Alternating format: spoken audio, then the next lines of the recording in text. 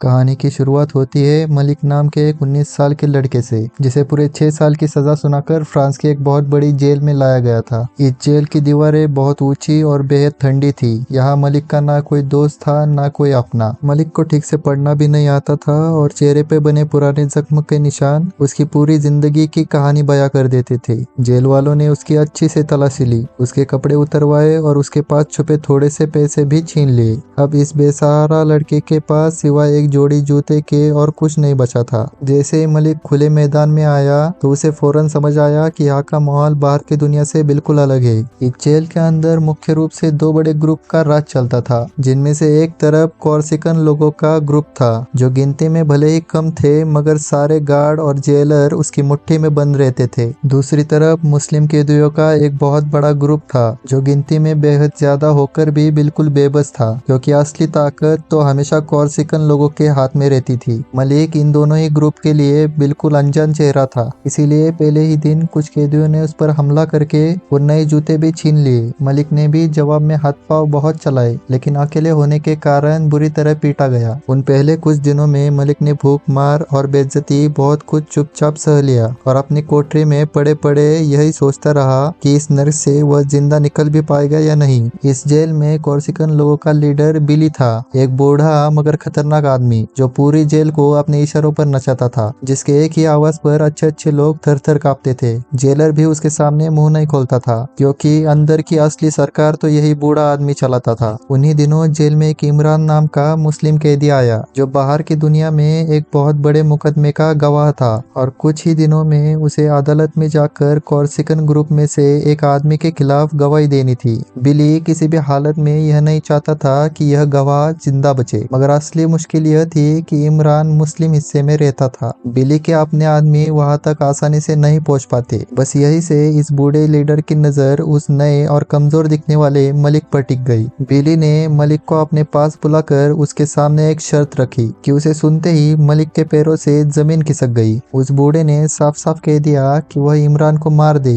या फिर अपनी मौत के लिए तैयार हो जाए। मलिक पूरी तरह घबरा गया, क्योंकि उसने आज तक किसी का खून नहीं किया था। इसलिए उसने किसी तरह जेल के एक बड़े अफसर तक अपनी बात पहुंचाने की कोशिश की, ताकि इस फंदे से बच सके। मगर कॉर्सिकन लोगों को उसकी इस कोशिश की भनक लग गई और उन्होंने मलिक के सिर पर प्लास्टिक की थैली चढ़ाकर उसका दम घोटते हुए डराया कि इस जेल में हुक्म सिर्फ उन्हीं लोगों का चलता है। डर के मारे मलिक ने आखिरी दाव खेला और जानबूझकर एक दूसरी कैदी की पिटाई में हाथ बटाया, ताकि उसे सजा के तौर पर सॉलिटरी कन्फाइनमेंट में डाल दिया जाए और उसे यह काम करना ही ना पड़े। मगर यह चाल भी काम नहीं आई, क्योंकि बिली ने उसे पकड़कर बहुत बुरी तरह से पीटा। अब मलिक के पास यह काम करने के सिवा कोई दूसरा रास्ता ही नहीं बचा था। कॉर्सिकन लोगों ने उसे समझाया कि वह एक धारदार ब्लेड को अपने मुंह के अंदर गाल और दांत के बीच छुपा कर रखेगा और फिर दोस्त बनकर इमरान के पास जाकर उसका भरोसा जीतेगा और सही मौके पर उसका काम तमाम कर देगा। मलिक ने अपने कोठरी में जाकर इस ब्लेड को अपने मुंह में रखने की बहुत कोशिश की, लेकिन यह धारदार ब्लेड उसकी अपनी ही जीभ को और गले को काट देता और उसके मुंह में खून भर जाता। आखिरकार यह दिन आ ही गया जब मलिक को इमरान की कोठरी में भेज दिया गया। इमरान को लगा कि यह सीधा साधा लड़का सच में उसका दोस्त बनने आया है, इसीलिए उसने बड़े प्यार से मलिक से बातें की, और जब उसे पता चला कि मलिक को पढ़ना लिखना तक नहीं आता तो उसने उसे किताबें देने और पढ़ाने तक का वादा कर डाला। इमरान ने उसे एक प्यारी सी बात भी कही,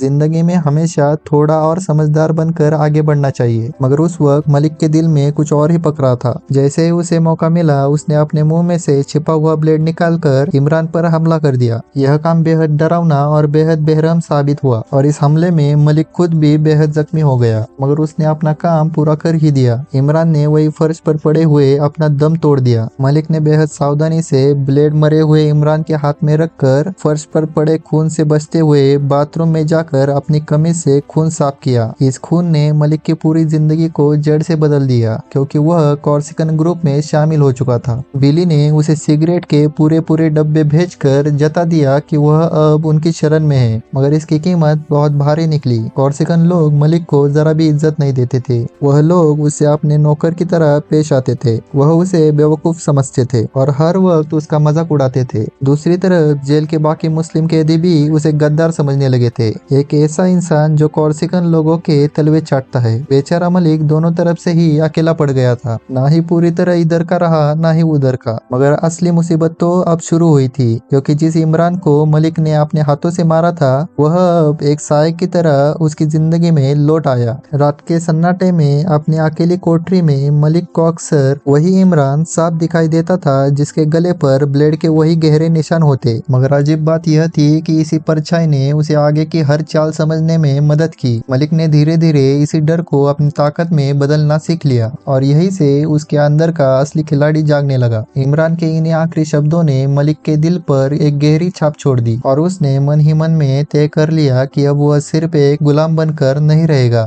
बल्कि कुछ बनकर दिखाएगा। सबसे पहले उसने पढ़ना लिखना सीखना शुरू कर दिया। इसी दौरान जेल में उसकी मुलाकात रिहान नाम के एक और मुस्लिम कैदी से हुई। रिहान एक पढ़ा लिखा बेहद समझदार इंसान था, जिसने मलिक को अक्षर पहचानना और शब्द जोड़ना सिखाया और धीरे धीरे यह दोनों बेहद गहरे दोस्त बन गए। मलिक ने जेल में दी जाने वाली क्लासेस में जाना भी शुरू कर दिया। वह हर छोटी बड़ी चीज को सीखने लगा जो आगे जाकर उसके काम आ सकती है। जो लड़का कभी अपना नाम तक नहीं लिख पाता था वह अब किताबों के पन्ने पलटने लगा था और रिहान सिर्फ उसका उस्ताद नहीं बल्कि इस अंधेरी दुनिया में उसका एकलौता सच्चा दोस्त बन गया था। दोनों घंटों बैठकर बातें करते और मलिक को पहली बार ऐसा लगा जैसे इस जेल में कोई तो है जो उसे इंसान समझता है। मगर मलिक ने जो सबसे चालाक और सबसे जरूरी काम किया वो यह था कि चुपके चुपके इन्हीं कोर्सिकन लोगों की भाषा सीखना शुरू कर दी और यह बात पूरे जेल में किसी को पता नहीं चली। बिली और उसके आदमी मलिक के सामने खड़े होकर खुलेआम अपनी जुबान में बड़ी बड़ी योजनाएं बनाते, यह सोचकर कि इस बेवकूफ को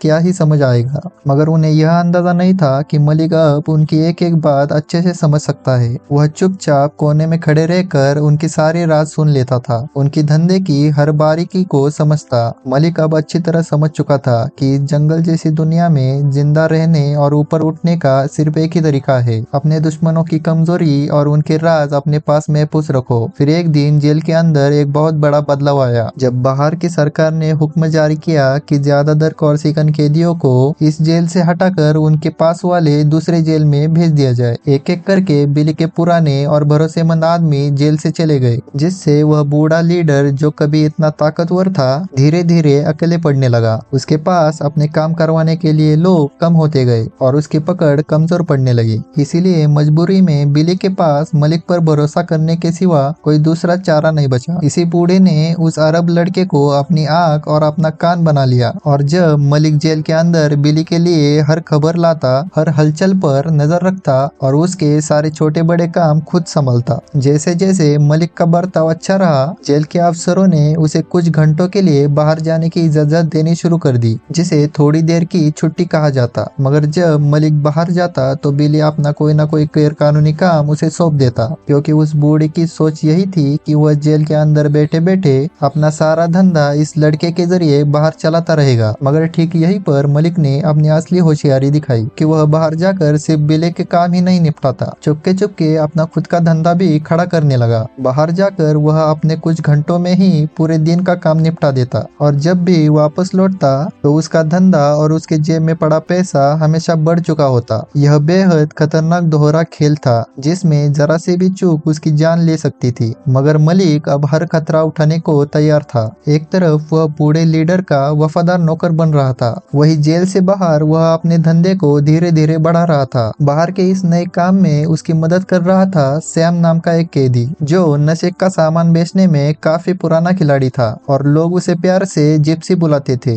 मलिक ने सैम के साथ हाथ मिलाकर ड्रग्स के धंधे में अपने पैर जमा लिए और उसका दोस्त रिहान भी इस काम में एक जरूरी हिस्सा बन गया। कुछ ही समय बाद रिहान को एक खतरनाक बीमारी ने जकड़ लिया, जिसकी वजह से उसे जेल से जल्दी रिहाई मिल गई। अब मलिक के पास एक ऐसा भरोसेमंद आदमी बाहर मौजूद था, उसके लिए सारा कारोबार संभाल सकता था। जल्द ही इन तीनों ने मिलकर ड्रग्स के धंधे में अपने पैर जमा लिए, लेकिन इस धंधे में कदम कदम पर खतरा था। एक दिन रिहान को लतीफ नाम के एक दूसरे तस्कर ने उठाकर अपने कब्जे में कर लिया। जब यह खबर मलिक तक पहुंची तो वह अंदर से बौखला गया, मगर डरने या घबराने के बजाय उसने फौरन अपना तेज दिमाग लगाया और पता लगा लिया कि उस लतीफ का एक रिश्तेदार अपनी ही जेल में बंद है। उसने लतीफ के उस रिश्तेदार के पूरे परिवार को किडनैप करवा लिया और सीधी धमकी देते हुए मैसेज भेजा कि अगर रिहान का बाल भी टूटा तो वह किसी को जिंदा नहीं छोड़ेगा। इस चाल के सामने सामने लतीफ को आखिरकार झुकना ही पड़ा और उसने रिहान को सही सलामत वापस छोड़ दिया, जिससे यह बात साफ हो गई कि अब मलिक कोई डरा सहमा लड़का नहीं बल्कि एक चालाक और तेज खिलाड़ी बन चुका था।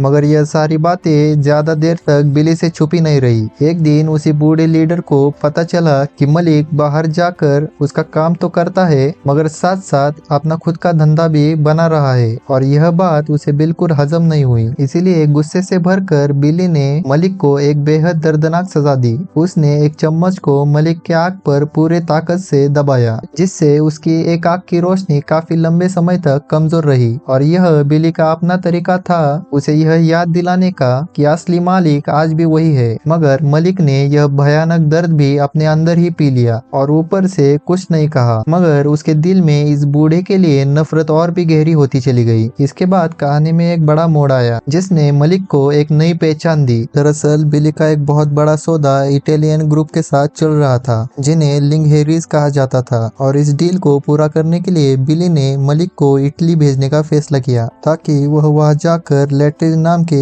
एक खास आदमी से मिल सके। दरअसल वो आदमी भी अरब है, इसलिए शायद बिली ने माइक को चुना था। मजे की बात यह थी कि बिली ने पहली बार अपनी जिंदगी में हवाई जहाज में ट्रेवल किया। खिड़की से बादलों को देखकर और हवाई जहाज में मिलने वाले मुफ्त खाने की वजह से वह एकदम बच्चों की तरह बर्ताव करने लगा था। मगर जैसे ही वो मार्शल पहुंचा हालत बहुत खतरनाक हो गई। दरअसल लैट्रिज के दिल में कॉर्सिकन लोगों के लिए एक सख्त नफरत भरी हुई थी, खासकर उसी इमरान के खून की वजह से। इसीलिए जैसे ही उसे पता चला कि बिली ने माइक को भेजा है, उसने उसे बंदूक के नोक पर पकड़ लिया और उसकी जान सीधे खतरे में पड़ गई। ऐसा लग रहा था मानो मलिक मरने ही वाला है। तभी सड़क पर एक साइन देखकर उसे पिछली रात देखा हुआ सपना याद आया जिसमें बहुत सारे हिरन भाग रहे थे। उसने सीधा कह दिया कि गाड़ी को थोड़ा धीरे चलाओ, आगे एक हिरन टकराने वाला है। लेकिन सबको लगा कि वह सिर्फ बचने के लिए बकवास कर रहा है। तभी अचानक एक हिरन सड़क पर आ गया और गाड़ी सीधी उससे टकरा गई। इस एक घटना ने वहां मौजूद सबको हिलाकर रख दिया। लेट्रिज को तो अपनी आंखों पर यकीन ही नहीं हुआ कि इस लड़के ने आने वाली घटना के बारे में पहले से ही कैसे बता दिया और उसने मान लिया कि मलिक के सर पर ऊपर वाले का हाथ है। हालांकि मलिक ने लेट्रिज को यह बिल्कुल साफ बता दिया कि उस इमरान को असल में उसी ने मारा था। फिर भी लेट्रिज उसकी काबिलियत और उसकी हिम्मत से प्रभावित हुआ और उसने सीधा तय कर लिया कि वह अब उस बूढ़े बिली के साथ नहीं बल्कि सीधे इस नौजवान के साथ अपना धंधा करेगा। यह मलिक के लिए बहुत बड़ी कामयाबी थी क्योंकि अब बाहर की असली दुनिया में भी उसकी अपनी एक मजबूत पहचान बननी शुरू हो गई थी। सब लोग मानने लगे थे कि उसके अंदर कोई खास ताकत है। इस घटना के बाद जेल के मुस्लिम कैदियों के बीच भी मलिक की धाक जमनी शुरू हो गई थी और जिन लोगों ने उसे गद्दार कहकर ठुकराया था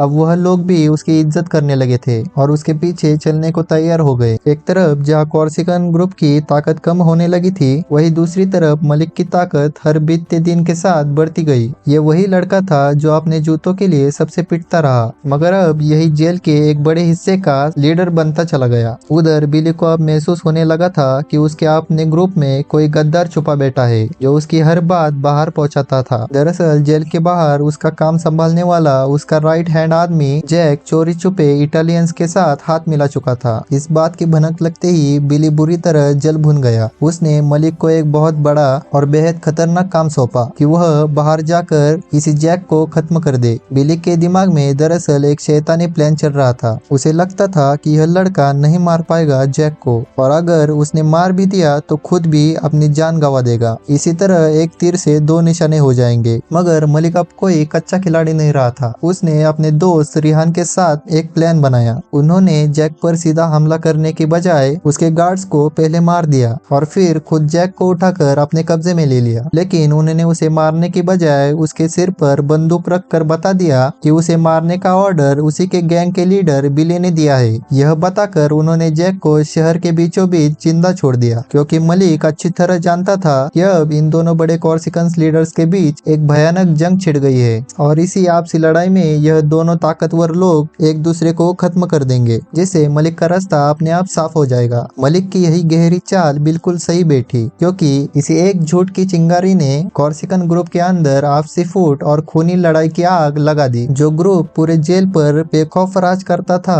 अब अपने ही लोगों के खिलाफ तलवारें खींचने लगा और बिली जो जेल की सबसे बड़ी ताकत था अब चारों तरफ से बुरी तरह घिर चुका था। उसके अपने ही आदमी एक एक करके मारे जाने लगे या फिर उसका साथ छोड़कर चले गए। वो अब टूटा हुआ, अकेला और बेबस बूढ़ा बनकर रह गया, जिसकी तरफ कोई ध्यान से देखता तक नहीं था। वक्त ने इस घमंडी बूढ़े से उसकी पूरी बादशाहत एक झटके में ही छीन ली, और ये उसी घमंड और उसी जुल्म का सीधा अंजाम था जिसने कभी इस पूरे जेल को अपने पैरों तले रोन दिया था। जिस दौरान यह पूरी लड़ाई अपने चरम तक पहुंच गई, उस वक्त जेल के अंदर भी हालात बिल्कुल बेकाबू हो गए और चारों तरफ मारकाट और अफरा तफरी के बीच हर ग्रुप अपनी जान बचाने के लिए एक दूसरे से भिड़ने लगा। मगर इस सारे शोर और हंगामे के बीच मलिक बिल्कुल शांत बना रहा, क्योंकि वह अच्छी तरह जानता था कि जब दो हाथी आपस में लड़ते हैं तो असली फायदा हमेशा किनारे बैठे देखने वाले का ही होता है। जब सारी धूल बैठ गई तो जेल का पूरा नक्शा ही बदल चुका था, क्योंकि पुराने लीडर या तो मिट्टी में मिल गए या फिर किनारे लग गए। अब उनकी खाली कुर्सी पर चुपके से यही नौजवान आकर बैठ गया। इन सारी घटनाओं के बीच मलिक के सबसे करीबी दोस्त रिहान की हालत बहुत ज्यादा बिगड़ गई, क्योंकि उसकी वह खतरनाक बीमारी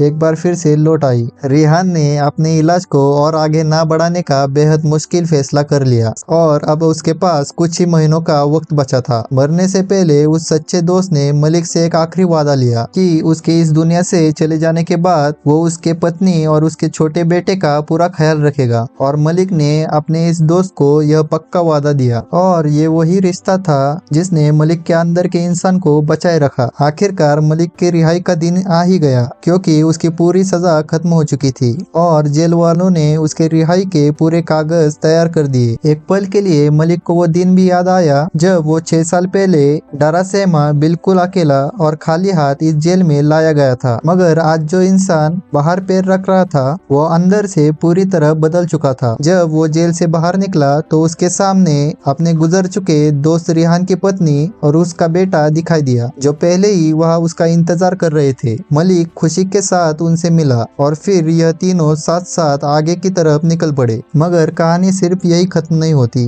जैसे ही यह लोग आगे बढ़े, उनके पीछे पीछे कई गाड़ियों का एक लंबा काफिला धीरे धीरे चलने लगा, और ये सारी गाड़ियां मलिक के लोगों की थी। अब वो कोई डरपोक कमजोर लड़का नहीं था, बल्कि जुर्म की दुनिया का बादशाह बन चुका था। और यही आखिरी सीन खत्म होता है।